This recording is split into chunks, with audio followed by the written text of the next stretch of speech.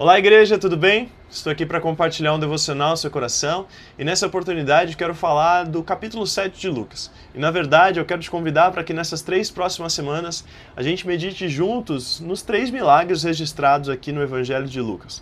E o primeiro deles é a cura de um servo de um centurião. Mas nessa oportunidade, eu quero chamar a sua atenção para a fé desse centurião. Diz a Bíblia que Jesus se admirou e ele disse: nunca houve em Israel uma fé como essa. E eu quero responder com você nessa manhã, nessa tarde, nessa noite, que tipo de fé é essa que fez Jesus se admirar? E o primeiro ponto é uma fé que sente a dor do outro. Esse centurião não estava pedindo ajuda para si só, ele não estava pedindo ajuda para um amigo, para um familiar muito próximo dele, ele estava pedindo pelo seu servo, alguém que naquela época era socialmente descartável. Ou seja, uma fé que sente a dor do outro é uma fé que enxerga valor em quem o mundo considera pequeno, em quem o mundo considera menor. Então a fé desse homem se compadece do outro que, na visão do mundo, é descartável, não é tão amado, não é tão visto. A segunda coisa é uma fé que corre risco. Ou seja, esse homem era um oficial romano.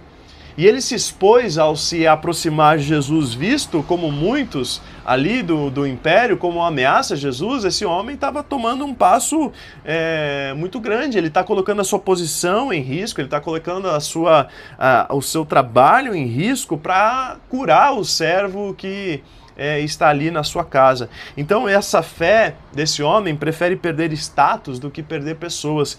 Essa fé escolhe obedecer a Deus, mesmo que isso custe a sua imagem ou a sua carreira. Então, primeiro, uma fé que corre riscos, uma fé que sente a dor do outro. Terceiro, uma fé que constrói pontes.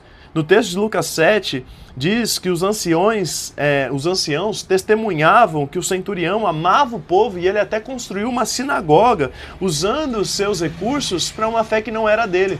Então, em vez de erguer muros entre romanos e judeus, esse homem está construindo sinagogas, construindo templos para que Jesus fosse bem visto, para que Jesus fosse bem-vindo naquele contexto. Então, ao invés de ficar armando desculpas ou muros, ele está construindo pontes para que Jesus seja bem-vindo ali naquela região. E por fim, uma fé humilde. Jesus disse: eu irei curá-lo. E o centurião responde: Senhor, não sou digno que entres na minha casa, mas dize somente uma palavra e o meu servo será curado. Ele entende uma coisa: a palavra de Jesus governa tudo. Irmão, basta uma palavra do céu para que toda a situação aqui na nossa vida mude.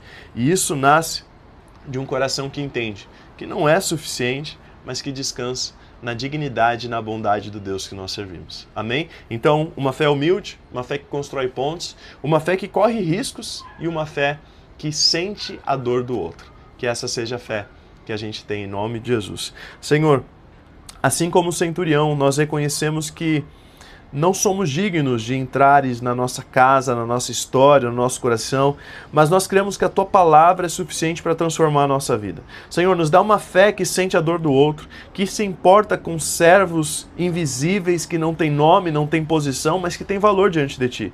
Senhor, nos dá coragem para correr risco, para amar pessoas, para obedecer aquilo que o Senhor tem para nós, ao invés de proteger a nossa imagem, conforto, interesse. Nos ajuda a construir pontes e não muros, e que Teu Espírito Santo quebre todo orgulho e nos faça viver um quebrantamento humilde, confiando na Tua palavra acima de toda e qualquer circunstância. Senhor, muito obrigado por essa manhã, abençoa o dia desse irmão, dessa irmã, dessa pessoa que está assistindo, e que nós possamos glorificar o Teu nome através de uma fé que o Senhor possa se admirar. Oramos em nome de Jesus. Amém. Que Deus abençoe a sua vida. Nós nos vemos na